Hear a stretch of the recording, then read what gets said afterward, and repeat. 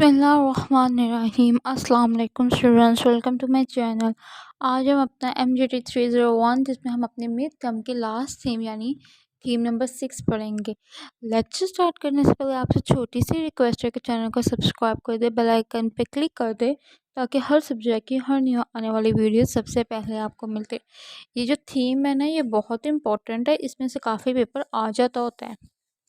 ठीक है, थीम का नाम हमारा business market and business buyer behaviour, यानी बिजनेस मार्केट क्या होती है और जो बायर यानी बिजनेस मार्केट के अंदर जो खरीदने वाला होता है उसका क्या बिहेवियर होता है। बिजनेस मार्केट की डेफिनेशन क्या है?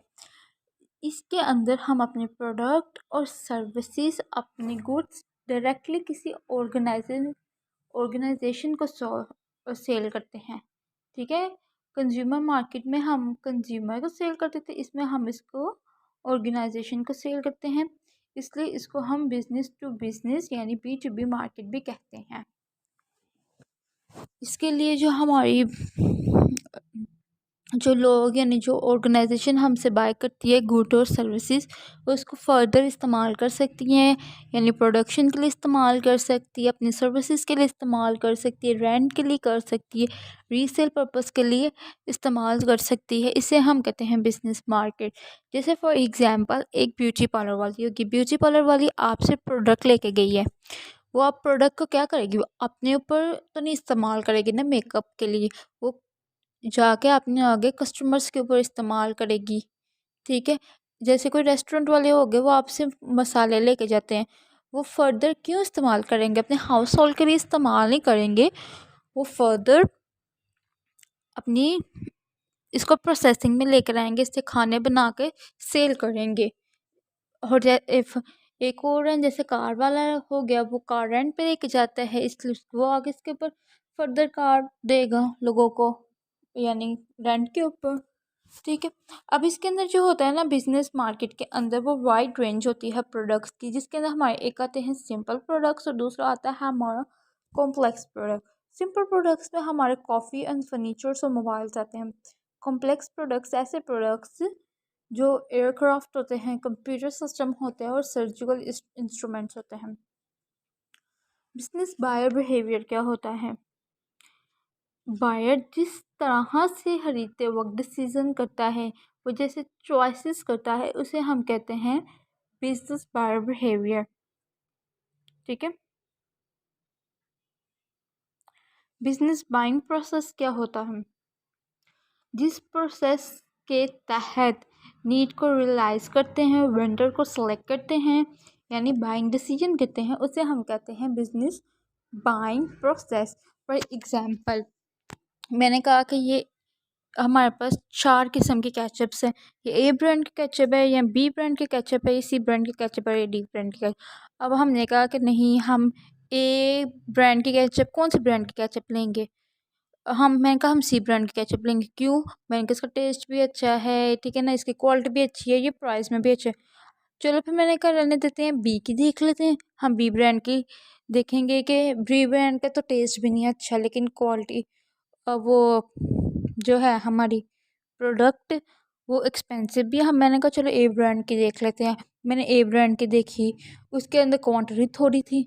अब जिस तरह से हमने डिसीजन लिया, ठीक है, अपनी नीड को रियलाइज़ किया कि हमने C ब्रांड की लेनी है क्योंकि उसकी क्वालिटी भी अच्छी है, इसके अंदर उसका टेस्ट भी अच्छा है, ठीक है, उसकी प्राइस भी कम है, इसके अंदर बहुत क्वांटिटी भी है। हमने जिस तरह से अपना डिसीजन किया ना, उस डिसीजन के प्रोसेस को वो यानी बाइंग डिसीजन किया, तो उसे हम कहते हैं business buying process.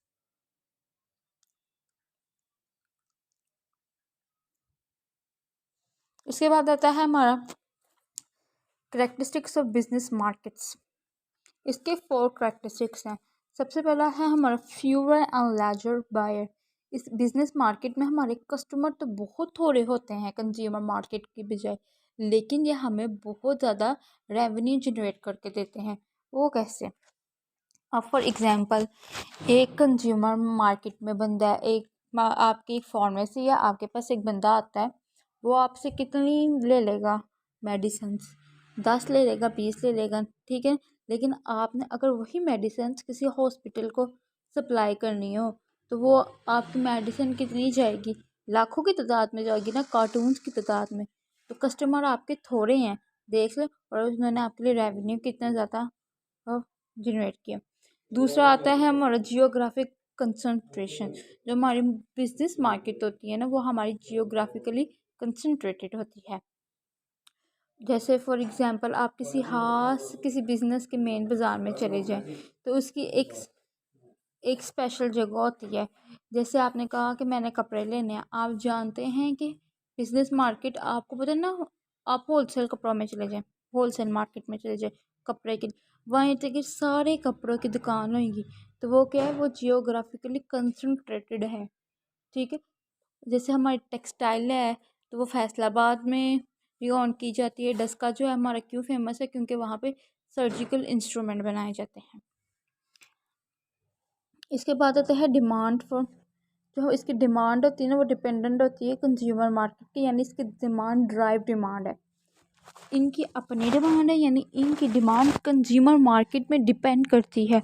For example hospital buying करेगा, तो बाइंग डिपेंड करती है कि कितने पेशेंट्स आते हैं। रेंट वाले, ठीक है ना, अगर एक रेंट वाला है, वो गाड़ियाँ सेल अपनी रेंट पे देते हैं, तो रेंट वाले उतनी ही कार लेगा जितनी उसकी डिमांड होएगी, उससे ज़्यादा डिमांड से ज़्यादा कार्स नहीं खरीदेगा। इसके बाद आती है बायर एंड सेलर डिपेंडेंसी। ये higher buyer and seller dependency है। मीन अगर कंज्यूमर मार्केट में एक दफ़ा में एक चीज़ नहीं पसंद आई ना, तो आप दूसरे में चले जाएंगे। लेकिन बिजनेस मार्केट में ऐसा नहीं है। बिजनेस मार्केट में आपको अगर नहीं पसंद, बिजनेस मार्केट में आपको अपना जो सप्लायर है ना, वो आप केयरफुली सिलेक्ट करते हैं। वो हर रोज़ आप अपने सप्लायर को चेंज नहीं कर सकते। ये थे इसके 4 करेक्टरिस्टिक। इसके बाद आती है हमारी explanation of business buying process. सबसे पहले जो हमारी ऑर्गेनाइजेशन बाय करती है ना, इसमें बहुत सारे लोग मिलकर डिसीजन करते हैं। ठीक है ना, एक बंदा फैसला नहीं करता। कंज्यूमर मार्केट में तो एक बंदा फैसला कर लेता है, लेकिन इसमें बहुत सारे लोग मिल के डिसीजन करते हैं। ठीक है, इसके अंदर बहुत मोर प्रोफेशनल्स होते हैं। कंज्यूमर मार्केट में एक दफ़ा बायर को मिले, ठीक है ना, और आपने थिंग परचेज कर ली। आपने कहा कि मैंने एक शूज़ लेना है, ठीक है ना, आपने ज़्यादा उसके ऊपर छानबीन नहीं की, कंज्यूमर मार्केट में ले रही। लेकिन बिजनेस मार्केट में ऐसा नहीं होता। अगर आपने कोई सामान लेना है ना, तो उसके लिए बहुत सारी मुलाकात की जाती है, चीज़ों को एनालाइज किया जाता है, देखा जाता है कि सप्लायर कैसा है। इसके बाद आता है हमारा model of business buyer behaviour. सबसे पहले इसके अंदर हमारा आता है दी इन्वायरमेंट। ठीक है ना, इन्वायरमेंट के अंदर हमारा मार्केट स्टिमुलाई और अदर स्टिमुलाई होता है। मार्केट स्टिमुलाई में product, place, price, promotion. Other stimuli में economic, technological, political, cultural and competitive. Buying organisation, यानी द बाइंग सेंटर, और इसमें बाइंग डिसीजन प्रोसेस होता है। बायर रिस्पॉन्सेज, इसमें प्रोडक्ट और services choices, supplier choices, order quantities, delivery times, terms and times, services terms and payment, ये सारा कुछ आता है।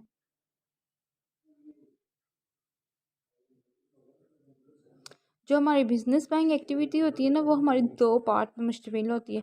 पहला पार्ट जो होता है, यानी बिजनेस बाइंग सेंटर होता है, इन जिसके अंदर मुख्तलिफ एम्प्लॉयज़ इन्वॉल्व होते हैं डिसीजन करने के अंदर। और दूसरा जो होता है ना, वो हमारा बाइंग डिसीजन प्रोसेस होता है। जो बाइंग डिसीजन प्रोसेस में ना, जो बाइंग होती है वो सेंट्रली इन्फ्लुएंस्ड होती है इंटरनल ऑर्गेनाइजेशंस के से, इंडिविजुअल से, इंटरपर्सनल से, और एक्सटर्नल फैक्टर्स के साथ। ठीक है। अब बिजनेस जो फैक्टर्स इन्फ्लुएंस करते हैं बिजनेस बाइंग बिहेवियर को, उसके अंदर सबसे पहला है हमारा environmental factor, organisational factor, interpersonal factors and individual factors. Environmental factors क्या होते हैं? इसके अंदर हमारी इकोनॉमिक कंडीशन जो है ना, वो सबसे पहले बहुत ज़्यादा इम्पोर्टेंट है। यानी अगर इकोनॉमिक खुशहाल होएगी, लोग अफोर्ड कर सकते हैं, तो डिमांड इंक्रीज़ होती है।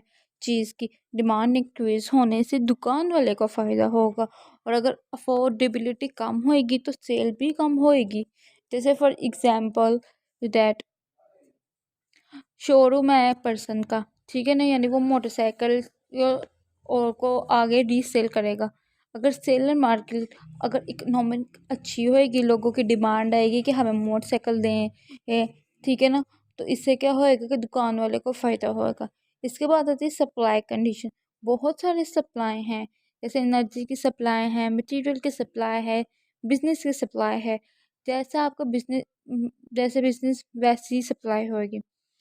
अगर आप किसी बिजनेस में नेचुरल गैस यूज़ होती है ना, फॉर एग्जांपल आपका जो बिजनेस है वो उसके अंदर नेचुरल गैस बहुत ज़्यादा यूज़ होती है, ठीक है, और अगर गैस महंगी हो जाती है तो आप ध्यान करें कि इसका इफ़ेक्ट आपके कॉस्ट पे पड़ेगा ही पड़ेगा, ठीक है। इसके अंदर फिर आता है हमारा एक टेक्नोलॉजिकल चेंज।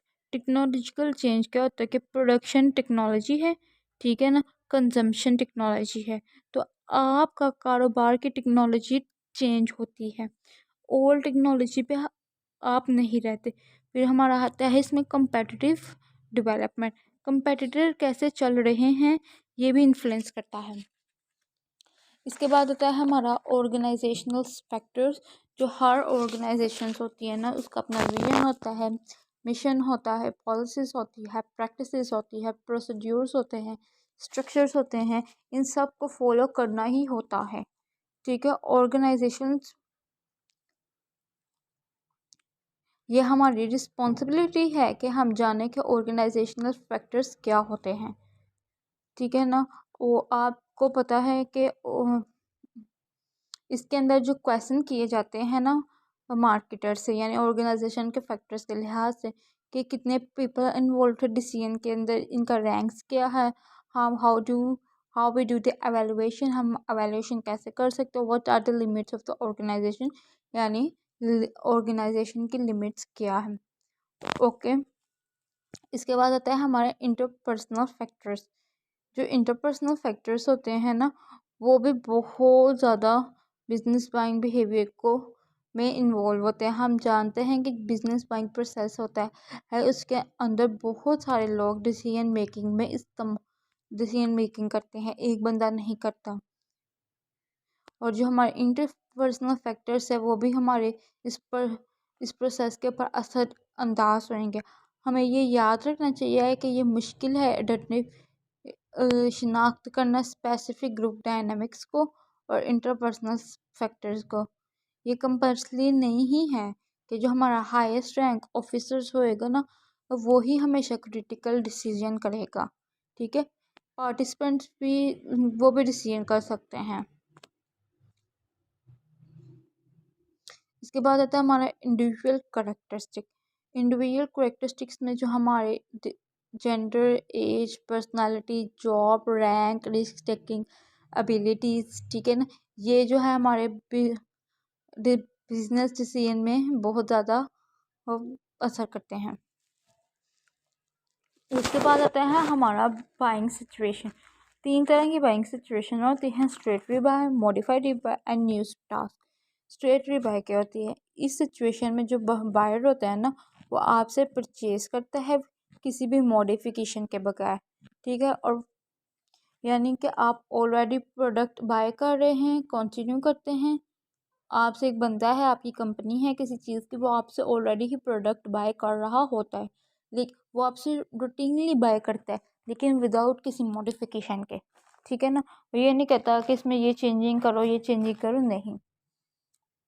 जैसे फॉर एग्जांपल कंपनी का बिजनेस ना, एक कंपनी है वो कंस्ट्रक्शन का काम करती है, ठीक है ना। अब उसको कंस्ट्रक्शन के लिए रॉ मटेरियल चाहिए, ब्रिक्स चाहिए, रेत चाहिए, सीमेंट चाहिए, ठीक है। वो ये सारे काम ना एक साथ करती है और रूटीनली पाया करती है, क्योंकि उसका काम ही यही होता है, ठीक है। वो ये नहीं कहती कि मैं रॉ मटेरियल चेंज कर लूँ, सैंड चेंज कर लूँ, ब्रिक्स चेंज कर लूँ, नहीं, वो आपसे रोज़ खरीदती है, ठीक है ना, और वही चीज़ खरीदती जाती है जो चाहिए होती है। जैसे फॉर एग्जांपल आपका ना, आपके पास एक बंदा आता है, आप समझ रहे हैं, आपकी चिप्सों की दुकान है, अब बंदा रोज़ आपसे आके ना वही चिप्स लेता है लाखों की तादाद में, ठीक है।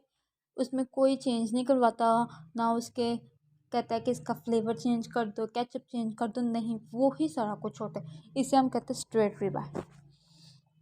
मॉडिफाई रीबाय क्या होता है? इसके अंदर बायर जो होता है ना वो कुछ मॉडिफाई करता है, क्वांटिटी के लिहाज से भी कर देता है, ठीक है, क्वालिटी के लिहाज से चेंजिंग कर देता है, मटेरियल की टाइप चेंज कर देगा, प्राइस चेंज कर देगा, टर्म्स और कंडीशन चेंज कर देगा।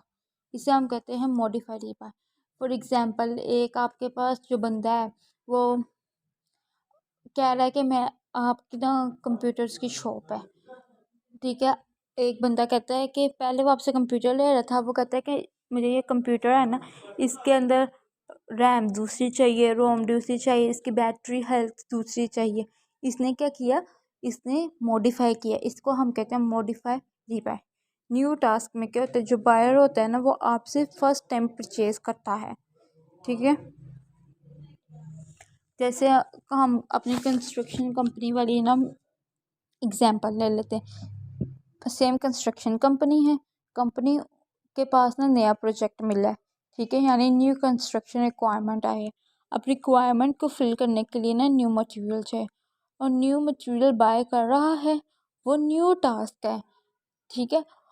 जैसे पहले मटेरियल कुछ और था, अब मटेरियल चेंज हो गया है, यानी वो आपसे फर्स्ट टाइम चीज़ ले रहा है ना उसको, है। पहले वो समझें कि थोड़ी हल्की क्वालिटी का मटेरियल लगाता था, लेकिन अब सीमेंट लगाता था या ईंटें लगाता था, लेकिन नहीं, अब वो एक बहुत ज़्यादा सबसे हाई क्वालिटी की ईंट लगा रहा है, सबसे महंगा सीमेंट लगा रहा है।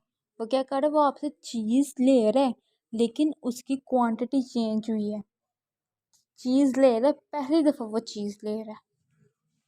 इसके बाद आता है participants in business buying process. Participants का मतलब क्या है? वो लोग जो डिसीजन में शामिल होते हैं वो हमारे पार्टिसिपेंट्स हैं। इसके अंदर हमारे 5 पार्टिसिपेंट्स आते हैं: user, influencer, buyer, decider and gatekeepers. User वो लोग जो थिंग्स को इस्तेमाल करते हैं उसको हम कहते हैं यूज़र। इन्फ्लुएंसर ये हमारे एक्सपर्ट पीपल होते हैं, ठीक है, जो परचेज़ का डिसीजन लेते हैं या आपकी मदद करते हैं, आपको रहनुमाई देते हैं प्रोडक्ट के बारे में, ठीक है। इन्फ्लुएंसर हो गया। इसके बाद आता है हमारा बायर। बायर वो होता है कि जो हमें जिसने हमसे ख़रीदना होता है, बायर को कहते हैं ख़रीदने वाला, ठीक है। ये हमें ऑर्डर प्लेस करेगा, अपनी शराइत बताएगा, ठीक है, परचेज़ के लिए, और जो ये प्राइस में कमी भी करवा सकता है। फिर आते हैं हमारे डिसाइडर, वो लोग जिनके पास फॉर्मल अथॉरिटी है कि परचेज़ को अप्रूव करने की। इसमें फाइनेंस परचेज़ को हम अप्रूव कर सकते हैं, रिजेक्ट कर सकते हैं, ठीक है ना। इसमें कौन लोग शामिल हो सकते हैं? इसके अंदर हमारे फाइनेंस के डायरेक्टर, ट्रेजरर हैं, किसी फैकल्टीज़ की पूरी टीम भी शामिल हो सकती है। फिर आता है हमारा गेट कीपर, जो ऑर्गेनाइजेशन में वेंडर है उनको रास्ता देते हैं, उसको हम कहते हैं गेट कीपर। इसके बाद आता है हमारा the buying process of business buyer, यानी बाइंग प्रोसेस क्या है। सब इसका 8 स्टेप्स है। सबसे पहला हमारा है प्रॉब्लम रिकॉग्नाइजेशन, सेकंड हमारा general and need description, product specification, third fourth supplier, फिर सर्च, फिफ्थ हमारा proposal solicitation, 5 supplier selection, 6 order written specification, sorry इस इस जो 7 है हमारा ऑर्डर रिटन स्पेसिफिकेशन, 8 है हमारा परफॉर्मेंस रिव्यू। ये टोटल 8 है। सबसे पहला हमारा आता है प्रॉब्लम रिकॉग्नाइजेशन, यानी मसला क्या है। इस स्टेप्स में हम बायर से अपने मसले की या ज़रूरियात को आइडेंटिफाई करते हैं। इसके अंदर हमारे ना 2 स्टिमुलाई होते हैं, एक हमारा इंटरनल स्टिमुलाई होता है और एक हमारा एक्सटर्नल का स्टिमुलाई होता है।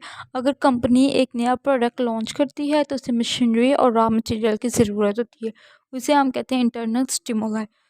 ठीक है ना, और खरीदार का वसूल करती है दूसरे सप्लायर से जो बेटर प्रोडक्ट सर्विसेज देती है, उसको हम कहते हैं एक्सटर्नल स्टिमुलाई।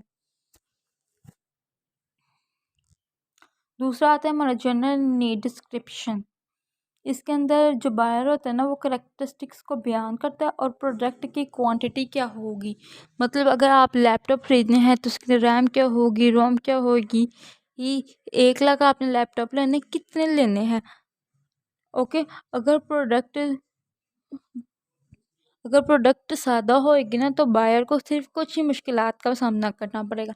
लेकिन अगर प्रोडक्ट पेचीदा होगी, मुश्किल होगी, कॉम्प्लेक्स होगी, तो उसको इंजीनियर और यूज़र से मशवरा करना पड़ेगा। इसके बाद आता है हमारा प्रोडक्ट स्पेसिफिकेशन।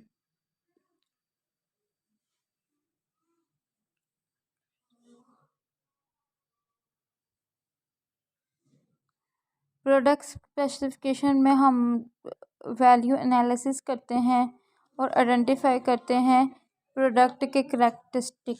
इसके बाद आती है हमारा सप्लायर सिलेक्शन।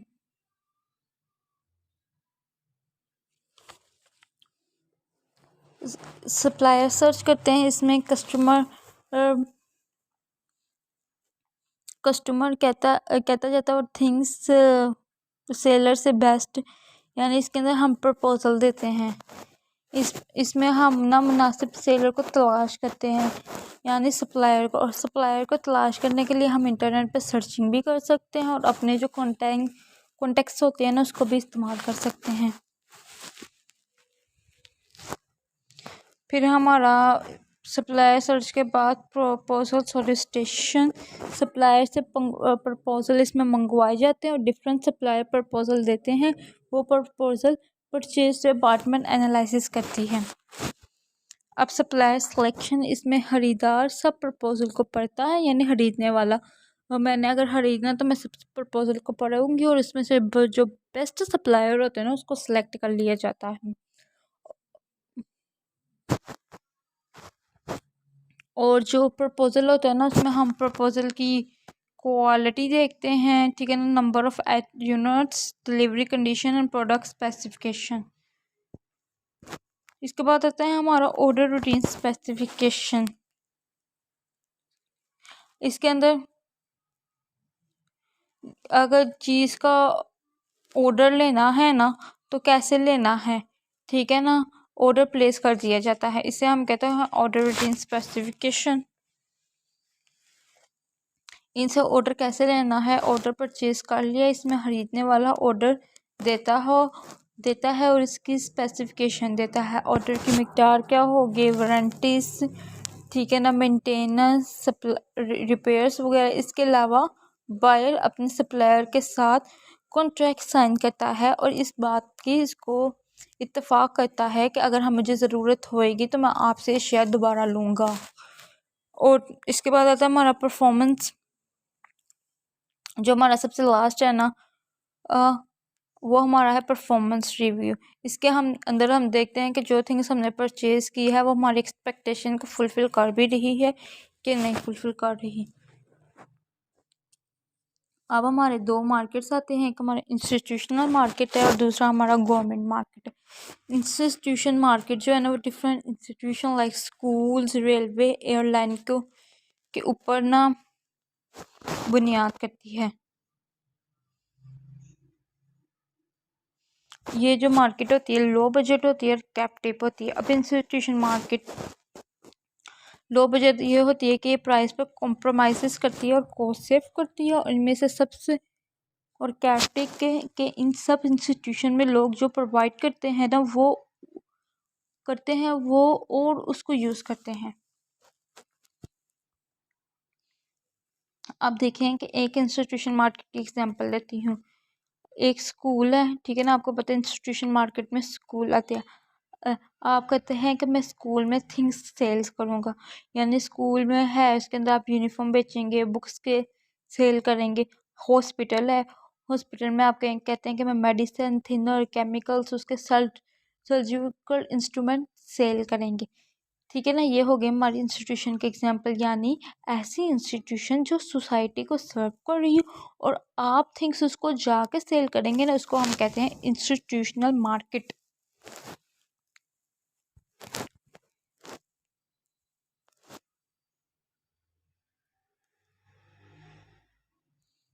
इसके अंदर गवर्नमेंट मार्केट होती है। गवर्नमेंट मार्केट का मुराद कि आप गवर्नमेंट के साथ काम करते हैं, यानी आप फेडरल गवर्नमेंट के साथ काम कर ले, ये स्टेट गवर्नमेंट के साथ काम कर ले, लोकल गवर्नमेंट के साथ काम कर ले।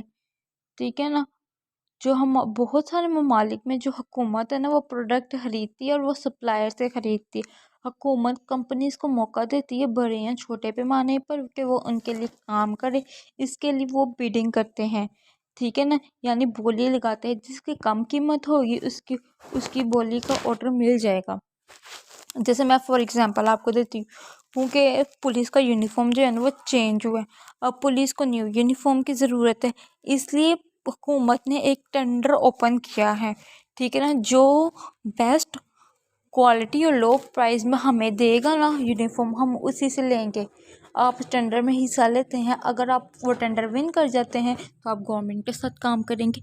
इसे हम कहते हैं गवर्नमेंट मार्केट्स। ये था हमारा आज का लेक्चर।